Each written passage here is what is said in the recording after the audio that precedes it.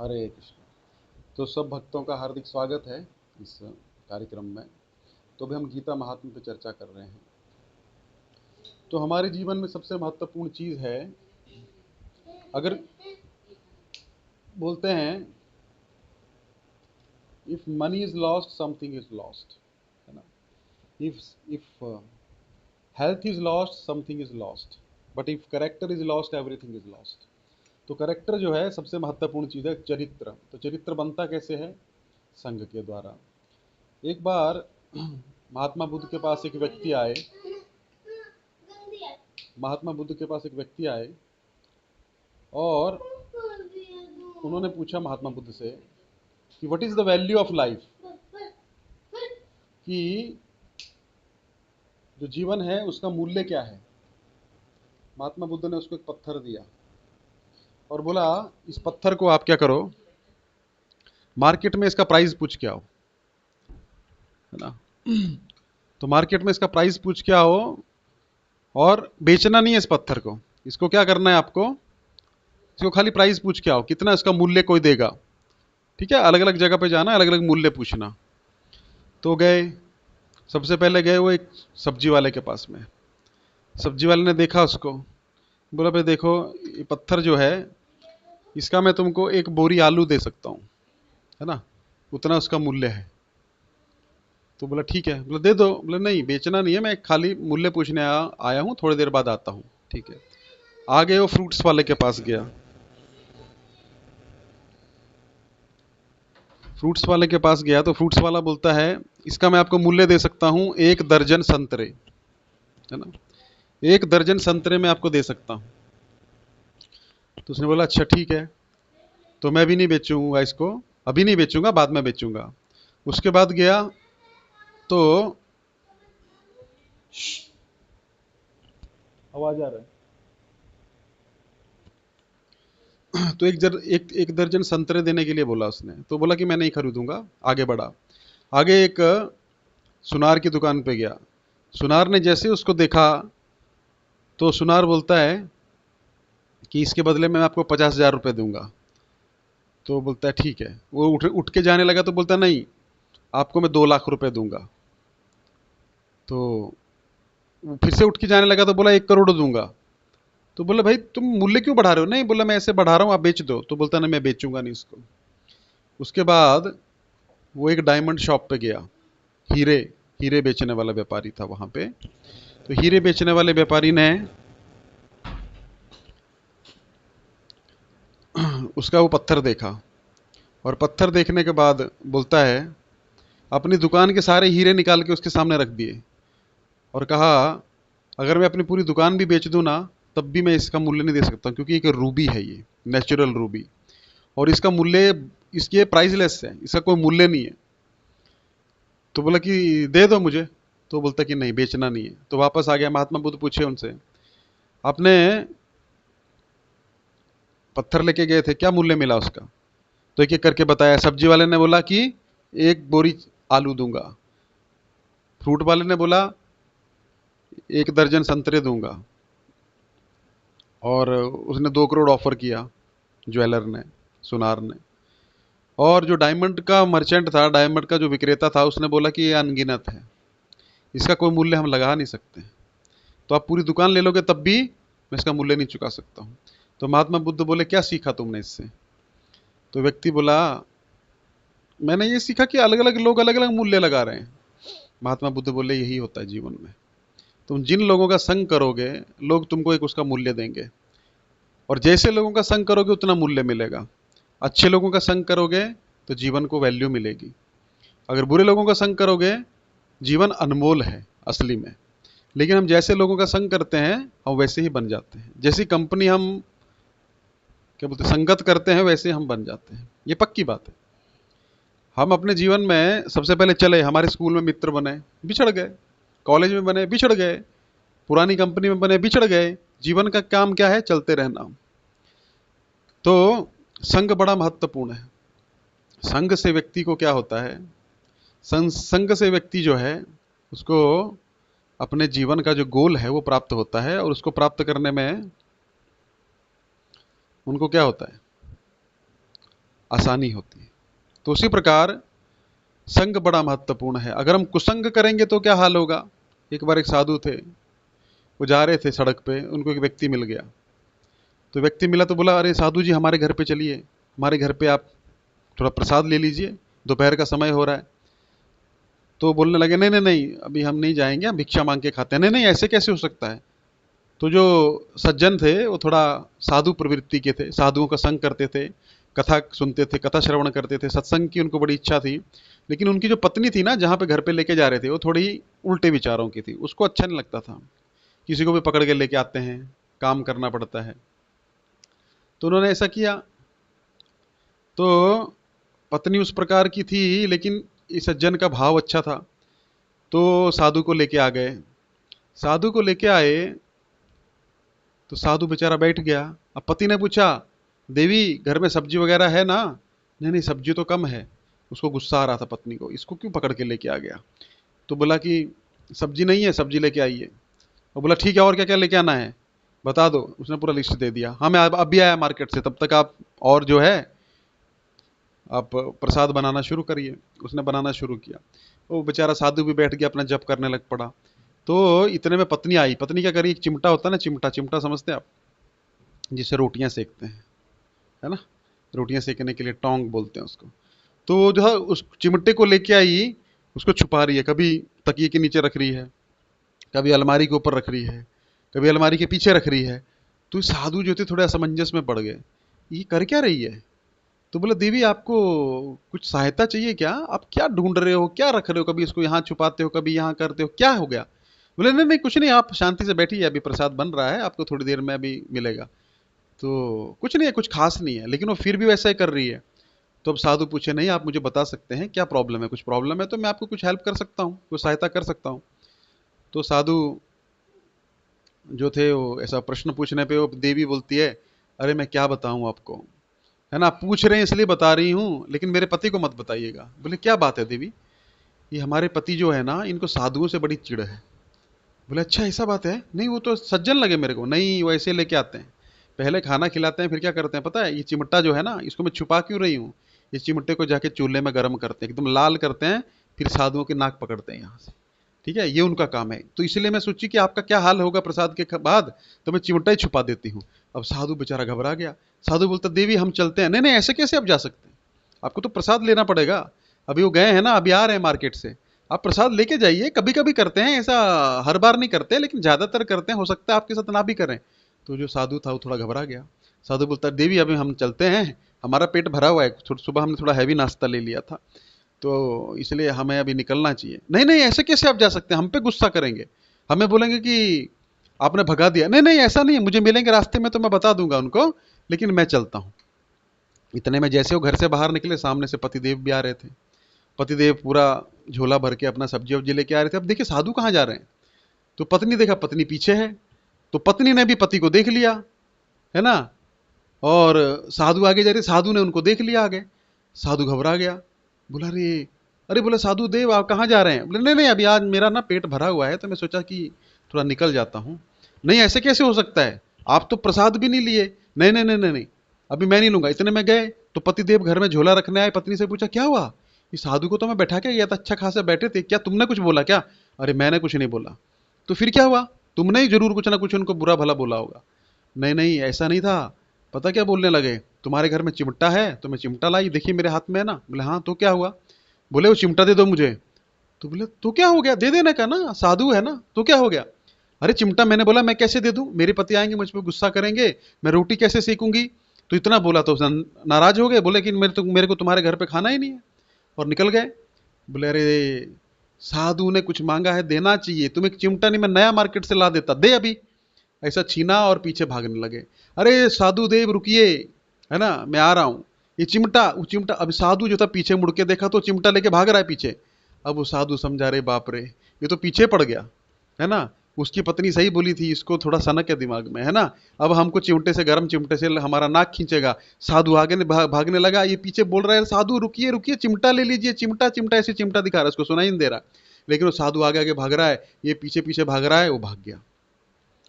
तो क्या होता है, हमको संग करने की इच्छा है, साधु संग करने की, मंदिर जाने की इच्छा है, भक्ति करने की इच्छा है, लेकिन हमारे मित्र या हमारे परिवार के संबंधी उसमें कोई ना कोई विघ्न उत्पन्न कर सकते हैं।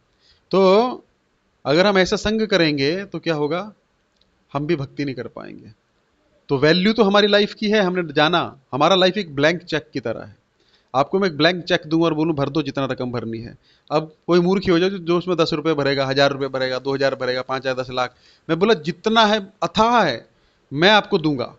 मान लीजिए आपको कोई अंबानी बोले भर दो जितना भरना है, अब कोई उसमें भरे 101 रुपया, तो बोलेंगे अरे तो मूर्ख है ना। तो लाइफ जो है वो क्या है, एक ब्लैंक चेक है। अब इसमें कुछ भी भर सकते हैं, 2 कौड़ी की इंद्र तृप्ति भर सकते हैं, अपने लिए जीना चुन सकते हैं, जो भरना है भर सकते हैं, ब्लैंक चेक है। लेकिन एक बार ये चेक आपने भर दिया, उसके बाद क्या होगा, कुछ नहीं कर सकते आप, है ना। तो लाइफ वैल्यूएबल है, लेकिन वैल्यूएबल कब है, जब हम ऐसे लोगों का संग करेंगे। मान लीजिए आपने मर्सिडीज ली, किसी ने मर्सिडीज ली और वो धूल खा रही है कहाँ पे, या कोई भी स्पोर्ट्स कार फरारी ली, धूल खा रही है गैरेज में, और लगे लगे पड़े पड़े उसको जंग लग गया, उस फरारी है लेकिन क्या फायदा उसका। उसी प्रकार हमारा मनुष्य शरीर है, अगर किसी परोपकार में कार्य नहीं आ रहा है ना, या किसी भगवान की भक्ति नहीं कर रहा है, तो हमने क्या किया है, ये सबसे वर्स्ट डील है हमारी। तो उसी प्रकार वैल्यूएबल लाइफ है। आप सब लोग बहुत भाग्यशाली हैं और बहुत धर्म प्रेमी हैं कि आप किसी न किसी प्रकार से जुड़ जाते हैं। बड़ा दुर्लभ है मानस जीवन, मानस दुर्लभम मानसम देहम, बड़ा ही दुर्लभ है। लेकिन उससे भी दुर्लभ है साधुओं का संग, उससे भी दुर्लभ है कथा, भगवान के प्रति मति। तो ये संसार हमको फ्रस्ट्रेशन ही देता है ना। फ्रस्ट्रेट होते हैं सुबह से शाम तक, हम जो उम्मीद लगाते हैं वो होता नहीं है ना। कि जैसे हम क्रिकेट मैच देखते हैं, 6-7 घंटा क्रिकेट मैच देखते हैं, बाद में इंडिया हार जाता है, तो ऐसा मूड खराब, अभी कभी नहीं देखूंगा, दूसरे दिन फिर देखने लग पड़ते हैं किसी ने। तो ये जो माया है ना, ये हमको रोज प्रॉमिस करती है, अरे इस बार हो गया कोई बात नहीं, अभी आगे अच्छा हो जाएगा, आगे अच्छा हो जाएगा। तो भगवान की कथा जो है हमें क्या करती है, ये जो फ्रस्ट्रेशन है, स्ट्रेस है, इससे हमको छुटकारा प्रदान करती है, एक हौसला देती है, एक अभय प्रदान करती है। तो भगवान की कथाएं हमको श्रवण करनी चाहिए, ठीक है। तो अभी हम गीता के महात्म कर रहे हैं, 3 महात्म्य हमने कर लिए हैं 3 अध्याय के। आज हम चौथे अध्याय का महात्म्य करेंगे। और भगवान 7वें अध्याय के 28वें श्लोक में बोलते हैं गीता में, येषाम तंतगतम पापम जननाम पुण्य कर्मणाम ते द्वंद्व मोह निर्मुक्ता भजन्ते माम दृढ़व्रतः। हमसे दृढ़ व्रत भजन नहीं होता है ना, हम बहुत प्रयास करते हैं लेकिन मन नहीं लगता भगवान में, कोई ना कोई बाधा आ जाती है, कुसंग हो जाता है। तो भगवान बोलते हैं अर्जुन, जिनके ईशांत तंत्र गतम पापम, जिनके पाप नष्ट नहीं हुए हैं, 7वें अध्याय का 28वां श्लोक देख लीजिएगा, ईशाम तंत्र गतम पापम जननाम पुण्य कर्मणाम, जिनके पुण्य नहीं है ना, जिनके पुण्य नहीं है, जिनके पाप नष्ट हो गए हैं, है ना, या तो उल्टा ले लीजिए, जिनके पाप नष्ट हो गए हैं, पुण्य उन्होंने कर लिए हैं। पुण्य कौन से, भक्तिमय पुण्य, सुकृतियां प्राप्त कर ली हैं। ते द्वंद्व मोह निर्मुक्ता, उनको ही मैं द्वंद्व से मुक्ति देता हूं। द्वंद्व क्या है, सुख दुख, है ना, भूख प्यास, शीत उष्ण, मान अपमान, लाभ हानि, हम द्वंद्वों में फंसे रहते हैं। ज्वाइन करूं कि नहीं करूं, भक्ति करूं कि नहीं करूं, मंदिर जाऊं कि नहीं जाऊं, ये द्वंद्व हैं। वही द्वंद्वों से मुक्त होकर मेरी भक्ति दृढ़ व्रत होकर कर सकते हैं। भजन्ते माम दृढ़व्रतः, जिनके सारे पाप नष्ट हो चुके हैं और जिनके पुण्य का उदय हुआ है, और वही भक्तों का संग कर सकते हैं। तो चौथे अध्याय का महात्मा भी शुरू करते हैं। भगवान विष्णु लक्ष्मी जी को बताते हैं कि भगीरथी नदी के किनारे, भगीरथी मतलब भागीरथ ऋषि, उसको भागीरथ लाए थे, उनको कहाँ से लाए थे, स्वर्ग से लाए थे गंगा को, तो उनका नाम हो गया भगीरथी भी बोलते हैं उसको। तो भगीरथी गंगा के किनारे एक नगर है जिसका नाम है बनारस या वाराणसी, है ना। वहाँ पे भगवान विश्व जो है, भगवान विश्वनाथ, भगवान शिव जी की वो नगरी है। तो वहाँ पे एक ब्राह्मण रहता था, है ना। तो ब्राह्मण था, उसका नाम था, साधु थे वो, उनका नाम था भरत, भरत ऋषि थे वो। तो रहते थे, वास करते थे वहाँ पे, और नित्य गीता के चौथे अध्याय का पाठ करते थे सुबह शाम, उस पर मनन करते थे, उससे उनका मन शुद्ध हो गया था। तपस्या करते, है ना, कीर्तन करते भगवान के नाम का, हरे कृष्णा कृष्णा कृष्णा हरे हरे, हरे राम राम राम हरे हरे। इस प्रकार उनका मन शुद्ध हो गया, भगवान में उनका मन लगा रहता। तो काशी में ही, उधर ही बनारस में ही वो रहते थे, वाराणसी में, और भगवान का भजन करते थे। एक दिन उनको अचानक ऐसा मन में विचार आया, तपोधन नामक एक नगर है, सोचे चलो वहाँ पे भी कुछ देवी देवताओं के मंदिर हैं, वहाँ पे कुछ दर्शन किया जाए। तो उसके लिए वो निकले, वाराणसी के बाहर निकले। तो वाराणसी के बाहर निकलने के बाद क्या हुआ, वो थोड़ा नगर जो था लंबा था, तो दोपहर में थोड़ा विश्राम करना था, धूप ज़्यादा पड़ रही थी, तो सोचे चलो किसी पेड़ के नीचे थोड़ा विश्राम कर लेते हैं, और क्या हो जाएगा उससे, हमारा जो थकावट है वो ख़त्म हो जाएगी और आगे बढ़ेंगे फिर। तो ऐसे लेटे थे, तो दो बेर के वृक्ष थे। बेर बेर देखे है ना आपने, बेर का वृक्ष होता है, कंटीला। तो दो बेर के वृक्ष थे, तो एक से सिर टिका दिया, एक से चरण टिका दिए, तो ऐसे सो गए। एक को चरण स्पर्श हुए और एक को सर स्पर्श हुआ। तो सोते सोते वो क्या कर रहे थे, भगवान के जो भगवान की भगवत श्रीमद् भगवत गीता है उसके चौथे अध्याय का नित्य पाठ करते थे, तो उसको वो स्मरण करने लग पड़े, उन श्लोकों का उच्चारण मन में करने लग पड़े, ध्यान करने लग पड़े अर्थों पे, है ना, अर्थ क्या है इसका, कैसे इसको अंडरस्टैंडिंग किया जाए, कैसे इसको जीवन में उतारा जाए, उस पर वो ध्यान करने लग पड़े। ध्यान करते करते करते करते करते उनको नींद लग गई। और क्या हुआ, फिर थोड़ी देर बाद रेस्ट किया उन्होंने, रेस्ट करने के बाद उठे, निकल गए। अब वो जो बेर के वृक्ष थे, है ना, वो क्या हुआ, 5-6 दिन में सूख गए, उनके पत्ते झड़ गए, उनकी डालियां भी गिर गईं, और वो झुड़ झड़ गए, और क्या हुआ, सूख के गिर गए। अब वहां से दो आत्माएं निकली, जो बेर का वृक्ष था उसमें से दो आत्माएं निकली। तो जो आत्माएं निकलने के बाद क्या हुआ, वो अगले जन्म में एक ब्राह्मण के घर में पैदा हुई। ब्राह्मण के घर में पैदा हुई, तो उनको अपने पूर्व जन्म की स्मृति थी। तो उनको याद था कि हम पूर्व जन्म में एक बेर की वृक्ष थी। तो एक दिन जब वो 7 साल की हो गई, तो वही भरत मुनि जो थे, भरत ऋषि जो थे, वो सामने से आ रहे थे, उसी नगर से आ रहे थे, निकल रहे, क्रॉस कर रहे थे। उन्होंने उनको देख लिया और बड़ी प्रसन्न हुई और उनको प्रणाम किया। और भरत ऋषि ने सोचा चलो कोई होंगी, उन्होंने भी उनको नमस्कार किया, प्रणाम किया, और आगे बढ़ने लगे। तो बोला कि ऋषिवर आपने हमको पहचाना? बोले नहीं, मैंने पहचाना नहीं आपको, आप कौन है? आपको याद है कुछ वर्ष पहले आप तपोधन नगर जा रहे थे? बोले हाँ, ऐसे तो मैं जा रहा था। आपने दो बैरी के वृक्ष के नीचे आपने क्या किया था? विश्राम किया था। हाँ किया तो था, हम वही दो बैरी के वृक्ष हैं, पिछले जन्म में हम बैरी के वृक्ष थे। तो अच्छा, बैरी के वृक्ष थे, और अभी करना है? हाँ, आपने गीता पे जो ध्यान लगाया, गीता के जो आपने श्लोक सुने, ध्यान किए, गीता के जो आपने गीता का मनन अपने हृदय में किया चौथे अध्याय का, उससे हमें यह देह प्राप्त हुई है, और हमें पिछले जन्म का भी स्मरण है। आपको पिछले जन्म का स्मरण कैसे है? अच्छा, बेरी के वृक्ष बनने से पहले आप कौन थे? तो बताने लगी कि एक गोदावरी नदी के किनारे एक नगरी है जिसका नाम है छिन्न पाप नगरी। वहाँ पे वो नगरी इतनी पवित्र है ना, इतनी पवित्र है कि वहाँ पे कोई भी अगर तपस्या करे या जाके सो भी जाए तो उसके सारे पाप छिन्न हो जाते हैं, इसलिए उसका नाम है छिन्न पाप नगरी। तो वहाँ पे एक ऋषि थे, उनका नाम था सत्यतपा।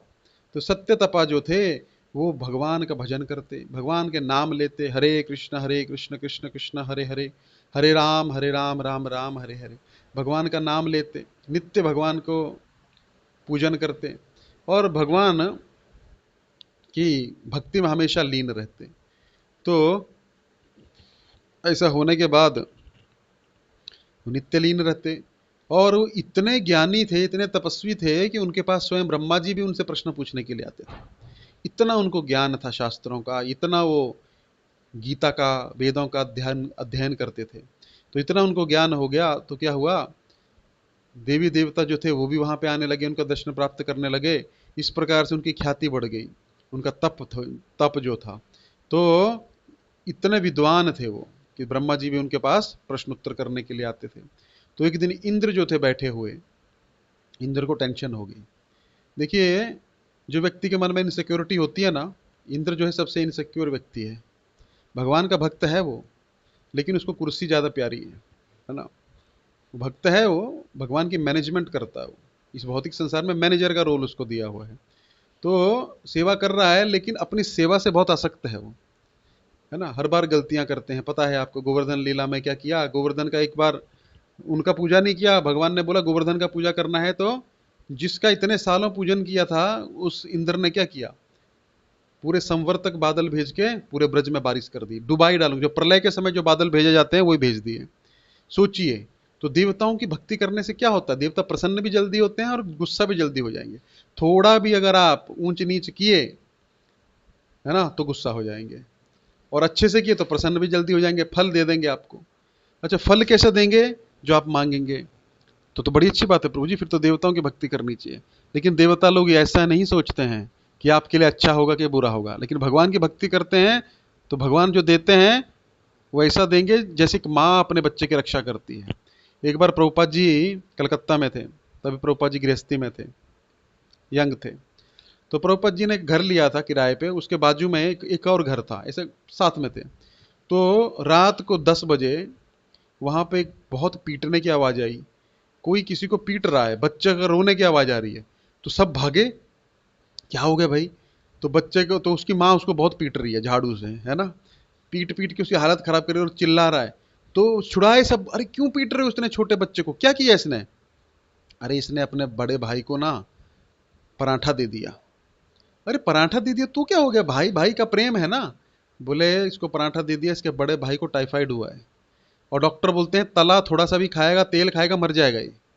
तो इसका बड़ा भाई जो था वो परेशान हो गया था उबाला हुआ खा खा के, तो इसको चुपके से हमने पराठे बनाए थे सबके लिए। तो इसने इसको चुपके से बोलता तू पराठा दे दे मेरे को। तो बोलता है देख तू मेरा भाई है ना, हाँ, बोलता है भाई तो हूँ मैं तेरा, ठीक है, दोनों में प्रेम हुआ, प्रेम तो है ही दोनों में। तो उसके लिए पराठा छुपा के लेके गया, अब वो उल्टियां मार रहा है वहां पे। तो हमको बाद में पता लगा इसलिए इसकी पिटाई हो रही है ना। तो फिर सब समझ गए भाई हाँ ठीक है, पिटाई हो रही है तो बराबर हो रही है। अब लड़का मर गया तो उसी प्रकार देवी देवता जो है बिना सोचे दे देते हैं आपके लिए। वही चीज अगर हानिकारक है, अगर वही चीज लेके आपका अहंकार बढ़ के आपको पतन की तरफ लेके जाएगा, तो भगवान नहीं देते हैं, क्योंकि भगवान त्रिकालज्ञ हैं। भगवान भगवत गीता के 7वें अध्याय के 26वें श्लोक में बोलते हैं वेदाहम समतितानि वर्तमानानि च अर्जुना भविष्याणि च भूतानि माम तु वेद न कश्चन। मैं सब कुछ जानता हूं अर्जुन, भविष्य जानता हूं, हर एक जीव को जानता हूं, चींटी से लेके जो भी आपके घर में है आसपास है, सबके हृदय में भगवान बैठे, सबका कर्म जानते हैं भगवान। वर्तमान भी जानता हूं, पास्ट भी जानता हूं, भूतकाल भी जानता हूं, भविष्याणि च भूतानि, भविष्य को भी जानता हूं, हर एक प्राणी को जानता हूं, कौन क्या कर्म लेके आया है, क्या कर्म भुगतेगा, क्या क्या होगा, अगला क्षण क्या है, ये भी मैं जानता हूं। माम तु वेदन कश्चन, लेकिन मुझे कोई नहीं जानता है। तो इसी प्रकार भगवान जो है आगे देखते हैं, आगे खड्डा है ना, तो भगवान को पता है खड्डे में गिरेगा, तो बोलते हैं ड्राइव स्लो। लेकिन हम बोलते हैं नहीं, हम ड्राइव स्लो नहीं करेंगे, हम तो जाएंगे, रोड बढ़िया चल रहा है। भगवान बोलते हैं रुको, आगे बहुत बड़ा खड्डा है, ब्रेक नहीं लगा पाओगे, एक्सीडेंट हो जाएगा। नहीं, हम तो जाएंगे, जाते आगे खड्डे में गिर जाते हैं। तो भगवान हमको रोकते हैं, तो हम रुकना नहीं चाहते हैं। और कोई हमको एनकरेज करे, वेरी गुड, अभी 80 की स्पीड से जा रहे हो, 120 की पकड़ो, वेरी गुड, कितना अच्छा एनकरेजमेंट देता है हमको, है ना। तो वो एनकरेजमेंट क्या है, हमको खड्डे में डालने वाला है, हमारे लिए हानिकारक है। उसी प्रकार भगवान बोलते हैं मैं सबको सब कुछ नहीं देता हूं। क्यों नहीं देता हूं, क्योंकि 7वें अध्याय में भगवान बोलते हैं, 7वें अध्याय का 20वां श्लोक, कामेस्तेर स्तेर हित ज्ञान प्रपद्यन्त्यन्य देवतः, है ना, तम तम नियमम स्थाय प्रकृत्या निहिता स्वया। जो जो लोग काम इच्छाओं से पीड़ित हैं, वो लोग दूसरे देवताओं की शरण लेते हैं। कामे स्तेर स्तेर हित ज्ञान प्रपद्यन्ते अन्य देवता, अन्य देवताओं की शरण लेंगे, मेरी नहीं लेंगे। तो प्रभु फिर उनकी शरण ले ली, मतलब इंडिपेंडेंट देवता नहीं। 7.21 में बोल देते हैं, क्या बोलते हैं, यो यो याम याम तनुम भक्तः श्रद्धार्चितुम इच्छति तस्य तस्य चलाम श्रद्धाम तामेव विद्धामे हम। उनको श्रद्धा तो मैं हृदय में, तो मैं ही हूं ना, देवी देवता तो मेरे अंश हैं, वो भी जीव हैं, उनको पोस्ट दिया है, वो कहां से कुछ देंगे, मैं ही दूंगा उनके थ्रू। लेकिन मैं श्रद्धा भी मैं ही देता हूं। जिस जीव के हृदय में मान लीजिए काली को पूजने की श्रद्धा है, किसी और देवता को पूजने की श्रद्धा है, श्रद्धा तो चाहिए, श्रद्धा के बिना हम किसी को पूज नहीं सकते हैं, विश्वास तो चाहिए ना, वो भी मैं ही देता हूं। अच्छा फिर क्या होता है प्रभु, आपकी श्रद्धा तो आप ही देते हैं, आप बोल रहे हैं हाँ मैं ही देता हूं, फिर क्या होता है 7.22, है ना, सतया श्रद्धया उक्तस तस्याराधनमीहते लभते च ततः कामान मय्येव विहितान हितान। मैं श्रद्धा देता हूं और उसी श्रद्धा से उसी देवता की पूजा करता है। और क्या करता है, लभते च ततः कामान, जो उसको चाहिए वो ले लेता है ना, वो उससे ले लेता है, और फिर क्या करता है, खुश हो जाता है, लेकिन देता तो मैं ही हूं। फिर 23वें श्लोक में बोलते हैं, यही अगला इसका 7.23, है ना, अंतवतु फलम तेषाम तद भवती अल्पमेधसाम। इसका फल जो है अर्जुन अंतवत है, अंतवंत है ये फल जो है, देवता लोग जो देते, अंतवतु फलम तेषाम तद भवती अल्पमेधसाम। और जिनकी बुद्धि कर्म है ना अल्पमेधा वाले लोग, वही देवताओं की शरण लेते हैं। देवान देव जो यान्ति, देवता की पूजा करने वाले देवों के लोगों को जाते हैं, मद भक्ता यान्ति माम अपि, और मेरे भक्त जो हैं मेरे पास नित्य शाश्वत वैकुंठ में गोलोक वृंदावन में मेरे पास आ जाते हैं। लेकिन देवताओं की भूतों की ये सब पूजा करने वाले उनके लोग को जाएंगे, वो भी नश्वर हैं, देवी देवता भी, और वो भी नश्वर है व्यक्ति, तो उसको कैसे बचा पाएंगे? तो देवी देवताओं की उपासना से क्या होता है? हमको अंतवत फल प्राप्त होता है जिसका अंत हो जाए। ठीक है, तो बात चली थी इंद्र की। तो इंद्र जो था खुश भी जल्दी होता था, है ना, बरसात करता था, लेकिन इंद्र को ये पता नहीं था उसके पास 500 लीटर की टंकी है, लेकिन देने वाला तो कोई ऊपर से है ना, तो उसकी सारी टंकी खत्म हो गई। 7 दिन 7 रात उसने बरसात किया, तो अब टंकी में पानी नहीं रहा, थक गया वो, पीछे से सप्लाई है नहीं। अब भगवान बोले इसकी टंकी पहले खत्म हो जाने दे, फिर बताता हूँ कहाँ से पानी आता है। फिर वो बेचारा हाथ जोड़ के आ गया भगवान के पास में, उसको कहाँ जाएगा, उसका अहंकार तोड़ दिया भगवान ने। तो वो क्या है, भगवान का भक्त है लेकिन वो भूल जाता है, इनसिक्योर है वो। तो कभी कभी जब हमको भगवान की सत्ता पे विश्वास नहीं रहता, भगवान में श्रद्धा नहीं रहती, तो हम भी पॉलिटिक्स करते हैं। ये पॉलिटिक्स क्या है? Insecurity is equal to politics. जब व्यक्ति इनसिक्योर होगा, कुर्सी से चिपक जाएगा, पोजीशन से, मान से, प्रतिष्ठा से आसक्त हो जाएगा, वो व्यक्ति क्या है, अपनी पोजीशन नहीं छोड़ेगा। कोई भी उसकी जगह पे उसको लगेगा कि भले उसकी जगह नहीं लेना चाहता है, लेकिन उसको लगेगा ये मेरी जगह ले सकता है, उसके साथ क्या करता है वो व्यक्ति, पॉलिटिक्स करेगा, उसको गिराने का प्रयास करेगा, ईर्ष्या करेगा। तो ऐसे व्यक्ति को भगवान बोलते हैं, मैं नरकों में डालता हूँ 16वें अध्याय में, है ना, कि ईर्ष्या जो है एक ऐसी चीज है, वो अकारण है। आपको कोई थप्पड़ मारा ना, शायद हो सकता है आपके पुराने जन्मों का कर्म है, लेकिन ईर्ष्या किसी से भी हो सकती है अकारण, उससे जन्मों का कोई लेना देना नहीं, क्योंकि ईर्ष्या हृदय में है। इसलिए ईर्ष्या एक ऐसी चीज है, वो नहीं करनी चाहिए। कोई अगर आगे बढ़ रहा है तो उसको उसके लिए खुशी मनानी चाहिए, अगर डिजर्विंग है तो। डिजर्व करता तो वेरी गुड, क्योंकि भगवान ने इसको शक्ति दी, बल बलम बलम बलवताम चाहम काम राग विवर्जितम। तपस्वियों का तप मैं हूं, बलवानों का बल मैं हूं, तेजस्वियों का तेज मैं हूं, है ना, सब कुछ ज्ञानियों का ज्ञान में हूं। भगवान बोलते तो अच्छा है, भगवान ने इसको कुछ शक्ति दिया है ना, तो भगवान की शक्ति आ रही है। धनवान कोई व्यक्ति है, बहुत अच्छा है, भगवान ने इसको धन दिया है, भगवान की ही शक्ति है, प्रसन्न होना चाहिए। लेकिन देवी देवता लोग क्या करते हैं, तुरंत फल दे देते हैं, वो आपको एडिशनल फल नहीं देते हैं। इस जन्म में आपको पुत्र प्राप्त नहीं होने वाला है, अगले जन्मों में वो फल पकने वाला है, वहां से खींच के आपको इस जन्म में दे देंगे। अब अगले जन्म में पुत्र नहीं होगा, और वो जो इस जन्म में होगा अध पका हुआ फल है, तो आधा ही पुत्र होगा, यानी कि कुछ समय तक जीवित रहेगा, बाद में मर जाएगा। इस प्रकार का फल देते हैं, लेकिन हमको पता नहीं, डिफेक्टिव फल देते हैं वो लोग। लेकिन हम देवी देवताओं की पूजा याचना करते हैं, भगवान को भूल जाते हैं, है ना। ध्रुव महाराज भी भगवान से मांगने गए थे, कोई बात नहीं, मांगिए, भगवान से मांगिए, लेकिन भगवान उतना ही देंगे जितना जरूरी है। उससे क्या होगा, हमारी भक्ति बंद नहीं होगी, हम फंसेंगे नहीं, भगवान के धाम जाने के लिए भगवान उतना उतना देंगे। तो ध्रुव महाराज भगवान से मांगे, पहले तो मांग ही नहीं रहे थे, नहीं प्रभु अभी तो मुझे, गए थे मांगने के लिए, लेकिन भगवान का दर्शन किया, शुद्ध हो गए। इस पर भगवान बोलते हैं मैं जो देता हूं ना वो टिकता है। आप अन्याय से 2 लाख रुपए कमा लीजिए, सारा पैसा बीमारी में चला जाएगा, कोर्ट केस में चला जाएगा, इधर चला जाएगा।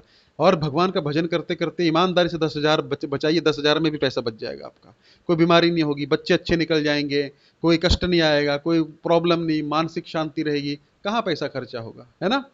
तो स्ट्रेस नहीं होगा, खोने का खर्चा नहीं, चिंता नहीं।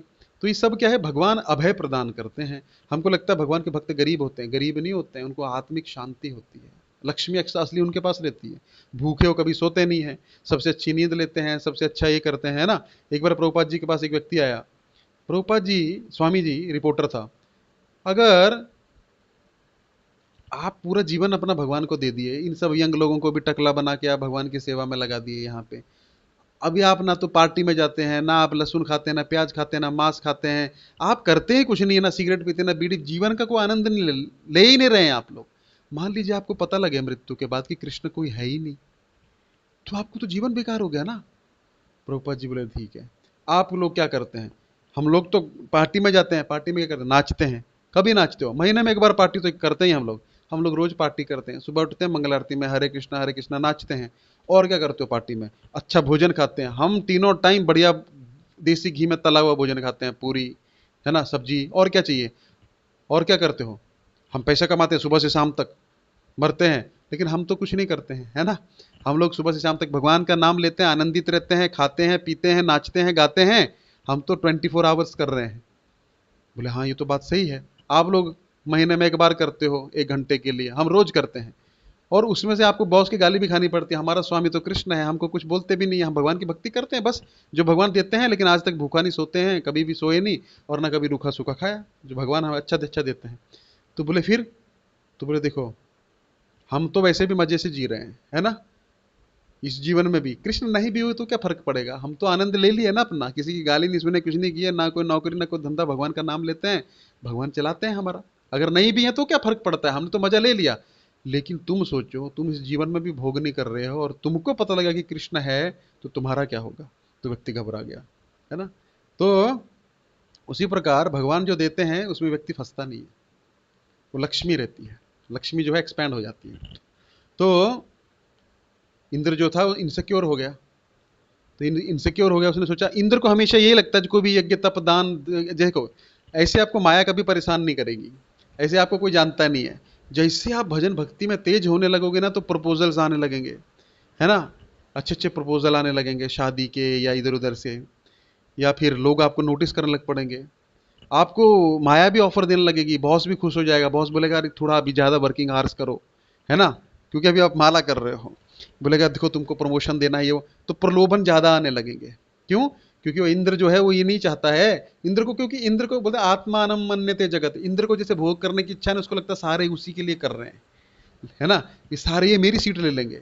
जो व्यक्ति डरा हुआ रहता है ना, उसको हमेशा ये लगता है कि ये मेरी सीट ले लेगा, भले वो अपना काम कर रहा है, उसमें टैलेंट है, वो कर रहा है अपना काम, लेकिन उसको वो हमेशा टांग खिंचाई करेगा, क्योंकि काम से तो हरा नहीं सकता है, तो क्या करता है, टांग खिंचाई करेगा, या है ना, ईर्ष्या करेगा, पॉलिटिक्स करेगा। तो इंद्र जो थे, इंद्र को यही लगता है कि सब मेरे से द्वेष करते हैं और मेरी पोजीशन प्राप्त करना चाहते हैं, ये इनसिक्योरिटी का लक्षण है जो भगवान का भजन नहीं करता। भजहूँ रे मन श्रीनंद नंदन अभय चरणारविंद रे, अगर आपको अभय चाहिए तो क्या करना चाहिए, भगवान का भजन करना चाहिए, क्योंकि उनके पास ये अभय है, नहीं तो ये संसार तो भयमय है। आपको हमेशा कल की चिंता देख के, है ना, डराती रहती है दुनिया, ये पॉलिसी ले लो, ये लाइफ इंश्योरेंस ले लो, ये ले लो, मतलब भय उत्पन्न करके ये इंडस्ट्रीज चल रही हैं सारी। सबसे पहले मेडिकल इंडस्ट्री पूरी भय पे है। आपके पेट में थोड़ा सा दर्द हो जाए, भले गैस हुई है, पूरा टेस्ट कर लेगा, 5,000 तो उसका बिल बना देगा वो, फिर उसमें से कुछ ना कुछ तो निकलेगा ही ना, शरीर है, ब्लड प्रेशर ऊपर नीचे हो जाएगा, थोड़ा शुगर भी आ गया होगा, पिछले दिन रसगुल्ला खाया था, तो अभी वो तो रहेगा ही ना शरीर में। अरे आपको तो शुगर आ रहा है, अरे आप तो ये आ रहा है, अब तो क्योंकि शुगर का दवाई जो है पूरा जिंदगी खाना है, अभी उसका टाई अप है उसके साथ में, ये तो सब जानते हैं, सब धंधे वाले हैं, सबको पता है। तो क्या है, वो दवाई उसके चालू करना है, तो फैक्ट्री से उसको कमीशन आता रहेगा, ऐसे बहुत बड़ा धंधा है। दूसरा लाइफ इंश्योरेंस का, ये दिखाएंगे वो दिखाएंगे, जब क्लेम करने जाएंगे तो कुछ नहीं मिलता है। गाड़ी का इंश्योरेंस करा लो जी, इतना दे देंगे, जब क्लेम करने, ये क्या हुआ था, ऐसा होता, ये तो आधा मिलेगा, ऐसा बहुत पेचीदा है ना, ऐसे थोड़े बैठे हो आपको, आप 10,000 का इंश्योरेंस कराओ और आपको 1 करोड़ रुपए देंगे, ऐसे थोड़े बैठे हैं वो लोग। तो इसी प्रकार क्या होता है, ये संसार जो है भय पे चलता है, सारा भय है, भय उत्पन्न किया जाता है, ये मीडिया भी उसमें शामिल हो जाता है, भय का माहौल बना के बिजनेस किया जाता है ना, सब कुछ बिजनेस है। आईपीएल आपके लिए क्रिकेट मैच हो सकता है, लोगों के लिए बिजनेस है, सोचा समझा हुआ प्लान्ड बिजनेस है वो। क्रिकेट टूर्नामेंट्स आपके लिए खेल मनोरंजन हो सकता है, टाइम बर्बाद करने का, सोचा समझा पैसा उसमें से निकाला जाता है ना। तो लोग क्या बोलते हैं, अरे क्या तुम शिव जी पे जल चढ़ाते हो मंदिरों में, क्या इससे तो गरीबों को खाना खिलाओ, तुम आईपीएल में अरबों रुपए फूक देते हो, तब तुमको गरीबों का ध्यान नहीं आता है ना, और इतनी पार्टियां करते हो, तो तुमको सारा पैसा कमा के गरीबों में लगाओ ना, देश की भलाई के लिए लगाओ ना। वो नहीं, लेकिन जहां धर्म की बात आएगी, भगवान की बात आएगी, वहां पे उनको गरीबी, इंसानियत, ये सब कुछ दिखने लग पड़ता है। तो ये संसार है, भय का धंधा है, सब बिजनेस, सोचा समझा बिजनेस रहता है, आपके लिए वो खेल होता है बस, है ना। हम इमोशनली अटैच होते हैं, वो लोग इमोशनली अटैच नहीं होते हैं, उनके लिए क्या है, आज हार गए कल जीत जाएंगे, पब्लिक भूल जाएगी, वो आलीशान होटलों में रहते हैं, उनको पब्लिक का थोड़ा भी फर्क नहीं पड़ता है। आलीशान होटलों में करेंगे, अब बताइए एसी में स्पोर्ट्समैन रहेगा 24 घंटे, है ना, और 2 घंटा खाली ग्राउंड पे, वो 22 घंटा एसी में रह रहा है वो, तो क्या स्पोर्ट्समैनशिप रहे, क्या उसका शरीर रहेगा, क्या उसका डेडिकेशन रहेगा। वो लोग आलीशान जिंदगी जीते, यहाँ मर रहे हैं, उनके लिए सपोर्ट कर रहे हैं, टेंशन ले, रात रात भर जाग के मैच देखते हैं। वर्ल्ड कप हम जीत गए, कहाँ जीत गए, क्या मिला तुमको, तुमको मिला वर्ल्ड कप, हार भी जाते तो क्या फर्क पड़ता, लेकिन हम मायूस हो जाते हैं, हम अटैच्ड हो जाते हैं उस चीज़ से। बस यही भगवान हमको समझा रहे हैं, है ना, कि हमको अटैच नहीं होना, जो चीज़ हमको बिल्कुल फर्क नहीं पड़ता है, वो एक उसको हाइप दी जाती है ना, तो हम उसको जोड़ के देखने लगते हैं, वही भय है। भय का अर्थ क्या है, जो शायद कभी भी ना हो, क्योंकि आदमी जो है शारीरिक रूप से तो कम परेशान होता है, मानसिक रूप से ज्यादा परेशान है, क्योंकि मन में सब कुछ चालू होता है। तो खैर, इनसिक्योरिटी सबसे बड़ी भावना, पॉलिटिक्स का सबसे बड़ा कारण। तो उसके बाद क्या हुआ, इंद्र ने इन दो अप्सराओं को भेजा। ये अप्सराएं थी दोनों, ये जो बेरी थी ना, अब कथा में आ जाइए फिर से, ये बेर की जो वृक्ष थी ये अप्सराएं थी। इनको बोला जाओ, वो सत्य रूपा जो है ना नीचे, उनका नाम सत्य रूपा था, वो बहुत तपस्या कर रहा है, उसके पास ब्रह्मा जी भी जा रहे हैं, कहीं ऐसा नहीं वो सेटिंग करके हमारे पत्ता काट दे, है ना। ऐसा इनसिक्योर आदमी को हमेशा ये लगता है कि मेरे बारे में ही बात कर रहे हैं, मेरे वही चल रहा है, क्योंकि उसको हमेशा वो अपने को केंद्र में रखता है ना, तो सेल्फ सेंटर्ड हो जाता है वो। अरे ब्रह्मा जी से बोल के कहीं सिफारिश लगा के ऐसा नहीं, ब्रह्मा जी बोलेंगे हाँ बढ़िया आदमी है यार, मैं प्रश्न पूछना चाहता हूँ, इंद्र बना देता हूँ उसको, तो कहीं सेटिंग ना हो जाए, जाओ तुम इसका तप तोड़ दो, है ना। तो प्रलोभन आते हैं, बहुत प्रलोभन आते हैं भजन से तोड़ने के लिए, है ना। तो ये गई दोनों, वहाँ पे वाद्य यंत्र बजाने लगी, म्यूजिक बजाने लगी, तो ये जो था अपनी छन छन छन नृत्य करने लगी, है ना, कुछ कामुक मुद्राएं दिखाने लगी जिससे काम वासना का उदय हो। इस प्रकार से करने लगी। सत्य रूप जो था वो तपस्या में बैठे होते, अपना ध्यान कर रहे थे, भगवान का नाम कर रहे थे, हरे कृष्ण कृष्ण कृष्ण हरे हरे, हरे राम राम राम हरे हरे। इन्होंने पूरा प्रयास कर दिया उनको मोहित करने का। इसमें सत्य रूपा को बहुत क्रोध आया। सत्य, अभी तो आप पता है आपको, साधुओं के क्रोध से हमेशा बच के रहना चाहिए, है ना। कृष्ण का पूरा वंश नाश हो गया था, है ना। एक्चुअली भगवान की लीला थी, एक साधु थे, तो कृष्ण के जो पोते थे वो कृष्ण के साथ उस साधु के साथ मस्करी करने लगे। बोले चलो इसके साथ मस्करी करते हैं, क्या करेंगे, बोलेंगे तुम्हारे, बोलेंगे चलो हम अपने पेट में ना कपड़ा डालते हैं, कपड़ा डालेंगे तो क्या करेंगे, फिर पूछेंगे इसके पेट में, वो लड़की जैसा दिखता था पूरा, है ना, पहचानना मुश्किल होता था। तो बोला कि इसको पूछेंगे साधु को कि इसके पेट में लड़का है कि लड़की है, तो बोलते चलो, उसके मस्करी किया। उस साधु को पता था, त्रिकालज्ञ था, उस साधु को भी आदेश था कि अभी यहाँ से अपनी लीला हमको समेटनी है, ठीक है, तो हमको क्या करना है, लीला समेटनी है, भगवान का आदेश था, पूरे कुल का नाश करना है, जाना है अभी। तो वो साधु के पूछे, साधु को गुस्सा आया, कृष्ण के वंशज हो के ऐसा प्रश्न करते हो, जाओ तो इसके पेट में जो भी है ना वो क्या हो जाएगा, उसने लोहे का डाला था अंदर, है ना, वो क्या हो जाएगा, वही तुम्हारे वंश का कारण बनेगा, जाओ। अब ऐसा बोला, अरे बाप रे, तो घबरा गया, अरे विनती करने लगे, अरे गलती होगी, अभी मस्करी तो कर दी थी ना साधु से, इसलिए मस्करी नहीं करनी चाहिए, कुछ अच्छा निकल जाए तो भी अच्छा हो जाता है, बुरा निकल जाए तो फिर होके रहता है। तो मस्करी किया उसके साथ, तो बोल दिए, तो बोले अभी देखो साहब तो वापस नहीं हो सकता है। अब क्या किए, वो लोहे का खंड जो था ना उसको पीसे, वो सब मिल के यादव जो थे आगे कृष्ण के वंशज, उसका पाउडर बना दिए, समुद्र में फेंक दिए। अब वो समुद्र में गया, बाहर आ गया, वो बाहर में से उसमें से घास निकला, घास निकल गया ना, ऐसे लंबा लंबा घास होता है ना गाँव में, देखा आपने, ऐसे करेंगे तो कट जाता है उससे, लंबा लंबा निकलता है गन्ने की तरह जो होता है ना, उस प्रकार का घास था वो। तो वो घास उग गया, और ये सोचे कि हमने दबा दिया, फिर उसके बाद क्या हुआ, यादव आपस में झगड़ा हुआ छोटी सी बात पे, ये लोग गए एक दूसरे को मारने लगे, और उसी समुद्र के तट पे वो घास उगा था, वही समुद्र का वो उखाड़ के जो गन्ने जैसा पत्ते थे उसको एक दूसरे को काटने लगे, सारे मर गए उसमें। तो ये साधुओं, कृष्ण ये भी दिखाना चाहते थे कि साधुओं के साथ मस्करी नहीं करनी चाहिए, उनको सीरियसली लेना चाहिए, है ना, उनका हृदय दुखाना नहीं चाहिए। तो ये हो गया। अच्छा, तो साधु का श्राप था भी, ये दोनों बेरियों को लग, बेरी तो बाद में बनी हो, तो अप्सराओं को लग गया। बोली अरे, चरणों में गिर गई, हमसे गलती होगी, हमारा कोई दोष नहीं है इसमें, हमको तो इंद्र ने भेजा, हम तो आदेश पालन कर रही हैं। अभी कुछ भी हो, तुमने आके गलती किया, तुमको भुगतना तो पड़ेगा, और तुमने अपना शरीर नग्न दिखाया है ना, वृक्ष की योनि मिलेगी। जो शरीर अपना नग्न रखते हैं ना उनको वृक्ष की योनि मिलती है। भगवान बोलते हैं कपड़े पहनने की क्या जरूरत है, नंगा रहना, नंगा रहो ना, धूप धूप झेलो, सर्दी झेलो, बरसात झेलो, नंगा रहो, है ना। उसी प्रकार इसी देह में हम अपना शरीर अगला बनाते हैं, तो जो नग्नता ये करते हैं उनको किसका शरीर मिलता है, पेड़ का। तो उनको बोला देखो तुमने ऐसा ऐसा काम किया है, तुम जाओ बेरी का वृक्ष बन जाओ। तो बोले फिर हमारा कैसे उद्धार होगा, जब भरत ऋषि आएंगे, है ना, वो गीता का पाठ करेंगे तो तुम्हारा उद्धार हो जाएगा, जाओ, मैंने बोल दिया। तो वो जाके वृक्ष बन गए बेरी का, कई सालों तक वहां खड़ी रही और भरत ऋषि का इंतजार करती रही, है ना। देखिए साधु के साथ मस्करी करने का, तो कई सालों तक वो करती रही। फिर क्या हुआ, ये वो भरत ऋषि आए, वो स्टोरी आप समझ गए पहले। फिर वो इस प्रकार हमारा उद्धार हुआ। उद्धार नहीं हुआ, हम तो अप्सराएं भी नहीं बनी, अभी हम यहाँ पे मनुष्य जीवन में आई हैं। वो बोले थे तुमको अप्सरा का जीवन भी छूट जाएगा, क्योंकि भक्ति जो है केवल धरती पे आके ही होती है, मृत्युलोक में ही भक्ति हो सकती है। ऊपर सुख इतना है कि आप कर नहीं पाओगे, नीचे दुख इतना है पाताल लोक में और नरकों में कि आप तब भी नहीं कर पाओगे। यहाँ पे मिक्स्ड है, जैसे कुछ अच्छा होने लग पड़ता है तो एक सुई चुभती है, अरे बाप रे दुख है निकलो, फिर दुख ज्यादा होता है तो फिर सुख आता है। इसे यहाँ पे क्या है, धूप छाया, सुख दुख, मान अपमान होता रहता है ना, मीठा खट्टा कड़वा सब मिलता रहता है। तो यहाँ पे क्या भक्ति बैलेंस में हो जाती है, जब ज्यादा अहंकार होने लगता है तो टूट जाता है। तो फिर वो बोली कि अब हमको मनुष्य का शरीर मिला है, अब हम भी आपकी तरह गीता का पाठ करेंगी और हम कहाँ चली जाएंगी, भगवान के धाम चली जाएंगी। भरत मुनि बहुत प्रसन्न हुए, उनको आशीर्वाद दिया। भरत मुनि भी चौथे अध्याय का पाठ कर करके कहाँ चले गए, भगवान के धाम चले गए। और ये दोनों जो बहनें थी, कन्याएं थी, इन्होंने भी भगवान के गीता के चौथे अध्याय का नित्य पाठ किया और उससे वो भी वैकुंठ को प्राप्त हुई। तो इस प्रकार भगवान नारायण लक्ष्मी जी से कहते हैं, देवी इसी प्रकार गीता का कोई पाठ करता है, एक अध्याय, एक श्लोक, आधा श्लोक, एक शब्द का भी उच्चारण करता है, उसका जो है इसी जीवन में उसको मुक्ति प्राप्त होकर वो मेरे धाम को वापस आ जाता है। तो ये था। बोलिए जय श्रीमद् भगवत गीता की जय, गीता महात्म्य की जय, लक्ष्मी नारायण भगवान की जय। तो ये गीता का महात्म्य था चौथे अध्याय का।